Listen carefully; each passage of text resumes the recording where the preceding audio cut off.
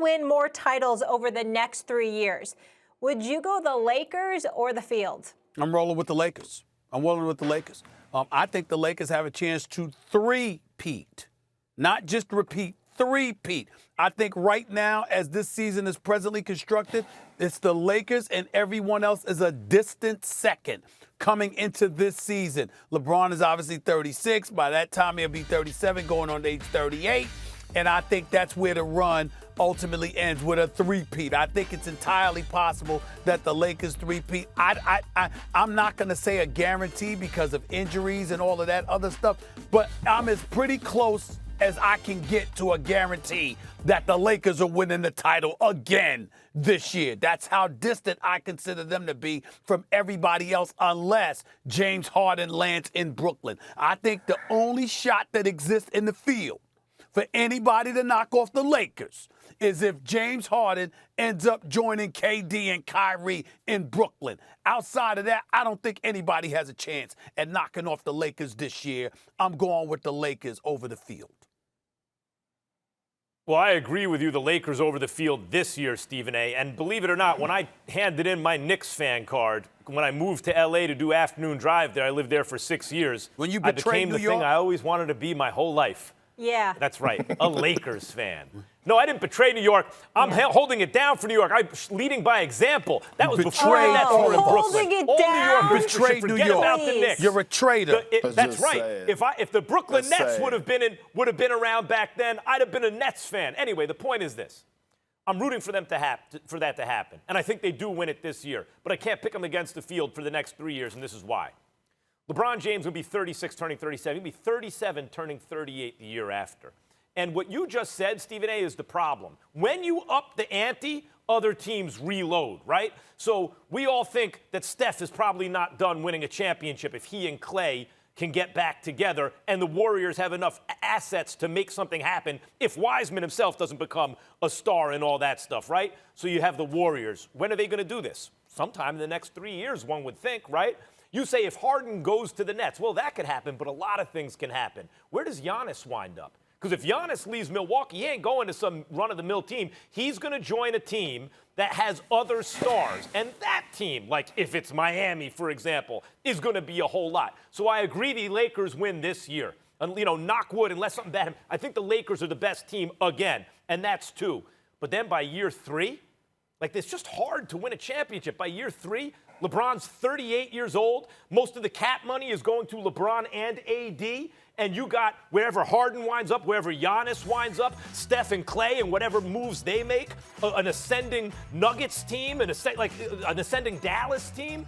Who knows who they acquire? I think it's too much to ask that the Lakers beat the Field over the next 3 years. I do think they win this year.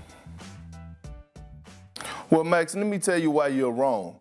First of all, the Lakers are the NBA champions. With that being said, I would think all the other 29 teams will act aggressively in free agency and win the battle. But guess who won the battle in free agency? The Los Angeles Lakers. They upgraded. They got rid of salary and upgraded at different positions. They got rid of Danny Green and got Wesley Matthews. By the way, Danny Green, I love him to death, who was making $15 a year, and you signed Wesley Matthews at $3.6 million, and then you go and steal Montrezl Harrell, which I said time and time again from the Clippers, the sixth man of the year candidate, and then you trade and you get the runner-up for the sixth man of the candidate of the year and Dennis Schroeder. And what I'm saying is, yes, you have LeBron James. Yes, you have Anthony Davis. But guess what? We're leaving out one particular name, and that's Rob Pelinka. I have full trust in Rob Pelinka, and he hasn't steered me wrong yet.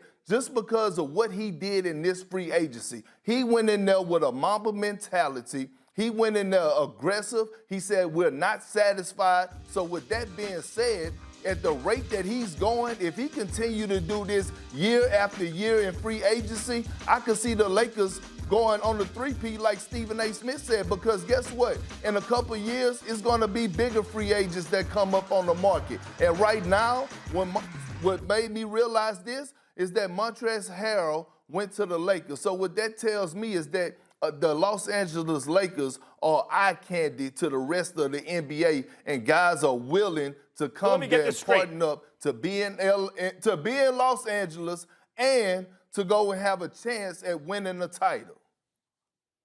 Perk, let me get this straight, because I agree with everything you said about Pelinka. He's done a great job, and I had my eyebrows raised. Like, Pelinka, really? Kobe's guy? Like, that seems to me like Kobe wants to buy the Lakers maybe, or something like that. Or Kobe's winning the kind of chess game with Magic and LeBron. Who's going to control the team? You know, but Pelinka did a great job. Like, the Mamba mentality is right. A great job in the offseason. But let me ask you this. Next 3 years, if the Lakers win 2, that means they beat the field. So there's only one championship now for everyone else to go around. That includes the Warriors when Klay gets back and everything they might do. That includes wherever James Harden goes, including probably Brooklyn, Stephen A. That includes Philadelphia with Simmons and Embiid. Or what if Harden winds up in Philadelphia call me when it happens. with Daryl Morey as GM? That includes wherever Giannis goes, including Miami. You see Pat Riley with his team sitting around for the next 3 years, not sniffing a championship. I'm just saying the field is a lot. Well, let me respond. First of all, you almost shouldn't be allowed to talk about this. Number one, you didn't mention one word about Kawhi Leonard. You didn't mention one word about Kawhi, your best player in the world. Didn't mention one word about him. You want to hide from the camera and get Max? You feel free. I mean, want to hide from the camera and get like you did yesterday? You could, Max. You could, because you didn't even mention Kawhi, not one time. That's number one. That's a Paul George issue.